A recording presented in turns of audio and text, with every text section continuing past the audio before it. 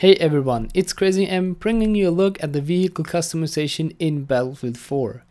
Now, to be honest, I got to say that there's not a lot of information out there and we're stuck with a couple of screenshots and a little bit of information that is flying around. There was more information in the leaked alpha file, but as it was an alpha build. Things have changed from then on, but if you still want to, you can check that out. I've already made a video about that. I'm gonna leave a link in the description, which is gonna link you to the exact time in the video where I start talking about vehicle customization in Battlefield 4. But as I said, it's an alpha build and things might have changed. So the first thing that we got on this boat here is the primary weapon. Now in the alpha build there were two types of weapons. I do not know if they removed the second one, but just to put it out there, the first one is a 25mm cannon. I've also seen a 30mm cannon. I guess that's gonna be faction wise, and I don't think there's gonna be a lot of difference in damage there. There also was a burst shell variant, like a high explosive round, but as far as I know it, they have removed it, but they might still put it back in for the final release. We will have to wait and see. Now we're going to take a look at the secondary weapons. Now here are the really big interesting things about the attack boats. You have such a lot of options to choose from. The first one being the Tau missile, which we have always had on tank destroyers or on LAVs and APCs in Battlefield 3. A pretty powerful weapon, but requires a bit of skill to use and effectively hit your target. But nonetheless, a lot of fun to play with and very dangerous. This next thing is called Passive Radar.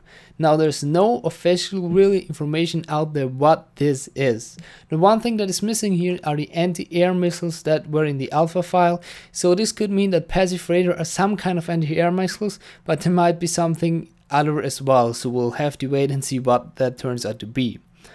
Following that are laser guided missiles, and they are nothing new to Battlefield players. We have had them on pretty every vehicle in Battlefield 3. They will pretty much work the same. You lock onto your target, you fire, and that's it. Quite a lot of damage, but easy to counter with smoke and stuff like that. So yeah. Following that are the Sunni rockets, and it's stated that those are shells that explode mid-air and they will be effective against infantry and light armor. So pretty much rockets on your attack boat. Something like the helicopter can equip. So again, really powerful tools there. The last one in the list is again extremely powerful, a TV guided missile, and you can imagine what that means. TV guided missile on boats, they're pretty much, I guess I've seen up to 4 or 6 boats at once on a map with both teams, so lots of TV guided missiles that do a lot of damage. You can really defend yourself against air vehicles that are further out, and these boats are really gonna be powerful. Following that are the countermeasures. Now, in terms of countermeasures, they haven't changed too much in Battlefield 4, but there's a little bit new stuff in there as well. So the first thing is IR smoke, which will deflect all kind of IR infrared lock-ons. But there's also the smoke screen. The difference between those two is not really clear in my opinion. We'll have to wait and see how they rework the lock-on mechanics in Battlefield 4, because they definitely did a little bit of tweaking there, because we also have a lot of different lock-on variants in the launcher section, in the anti-tank and anti-air, different lock-ons and also different countermeasures now in this section here. We also have the fire extinguisher, which will rechain your vehicle after disabling, and then we have the active protection system, which might also come to tanks. This is a system where if there's like a rocket incoming, this system will fire a explosive charge into that direction and kind of destroying the rocket mid-air, and so protecting your boat from harm. This is a really neat thing. It will have a cooldown after you used it. It will have a cooldown, and that's all about it. And it's also supposed to be to come to the tanks, at least as far as I know right now. You can also equip several optics on there. I guess that's gonna be something like the gunner optics were in Battlefield 3 for the attack chopper. Other than that, I do not have too much information on the boats, but let's move on to the scout helicopter, because I got a little bit more there. So the first big change is that the scout helicopter now got 2 primary weapons, and you're not stuck with the standard miniguns anymore. You can also equip 25mm cannons, which will do a bit more damage, but will have a lower ammo count as far as I know it. Now, following that, we have the secondary weapon slot. There's nothing changed in my opinion. Heat seeker, laser guided. you have the choice again, with laser guided missiles being a lot stronger, but also requires someone to paint your targets in order to be effective with them. Following that is the countermeasure list. Again, same as in Battlefield 3, fire extinguisher, EZM jammer, and flares, and there's not really much interesting there, I gotta say. The last one in the list is the upgrade section, and this has gotten a little bit of an upgrade. The upgrade section got an upgrade, yeah. The first one being the gyro stabilizer, which will help you if a vehicle is disabled. You can maneuver more efficiently, which will allow you to survive longer.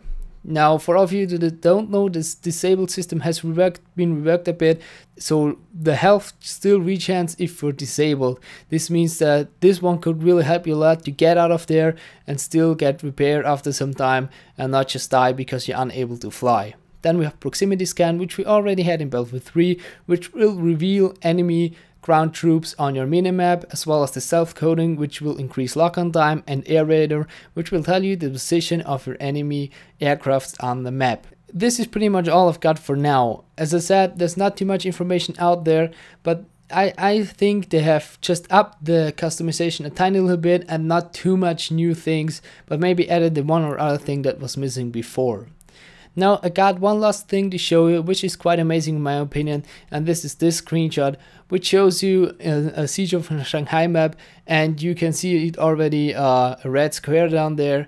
You will now see the loadout from someone who's already in a vehicle, and you're going to spawn on them. You can see which loadout they are already running, so you can now adjust to that if you want to. For example, if both gunner and pilot have stealth, it's not much of a use, so you can exchange that for something else. As we see the attack chopper right here, one last thing I gotta say is that the attack chopper as well as the tank now both have two different primary weapon systems, and so that has changed around as well. Actually, the attack chopper has 3 now, counting the heat seekers. In there's heat seekers and 2 different types of rockets, whereas the tank has, I believe, 2 different shells. So a little bit more of customization in there, but nothing over the border in my opinion. So yeah guys, if you have any more information about vehicles, let me know in the comments. I hope that we're gonna learn more about vehicle customization in the coming weeks, because as far as we know now, there's not too much information out there. Anyway guys, I hope you're really excited about Battlefield 4. I am. So stay tuned for more Battlefield 4 content from me. Subscribe if you don't want to miss that. Like the video if you did. And have a nice day, and we'll see you next time.